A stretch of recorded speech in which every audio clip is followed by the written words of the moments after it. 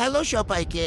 আজকে আমি first time চটপটি বানিয়েছি। এর আগে আমার আম্মু প্রতি ঈদে এই চটপটি বানাতো, কিন্তু আমি কখনোই ট্রাই করি নাই। তো যাই হোক, এই ডালগুলো অনেকক্ষণ ভিজিয়ে রাখতে হয়, কিন্তু আমি ভিজিয়ে রাখিনি। এর জন্য আমার অনেক প্যারা খাইতে হয়েছে অনেকবার। আমি প্রেশার কুকার খুলছি, আবার দেখি যে সিদ্ধ হয় নাই, আবার সিদ্ধ করছি। এভাবে অনেকক্ষণ ধরে সিদ্ধ করছি। তারপর এখানে আমি একটা মশলা বানিয়ে নিয়েছি। আর এই রেসিপিটা আমি সম্পূর্ণ আমার আম্মুর রেসিপিতে বানিয়েছি। আমার আম্মু যেভাবে বলেছে সেভাবে রান্না করেছি। আর এখানে টক বানাতে যেয়ে আমি খেয়ে নিলাম, আমি আর লোভ সামলাতে পারলাম না।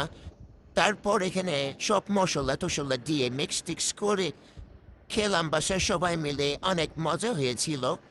আর টকটা আমার একটু মিষ্টি মিষ্টি টক দিতে সেটা ভালো লাগে, বেশি টক বা ঝালে এটা ভালো লাগে না।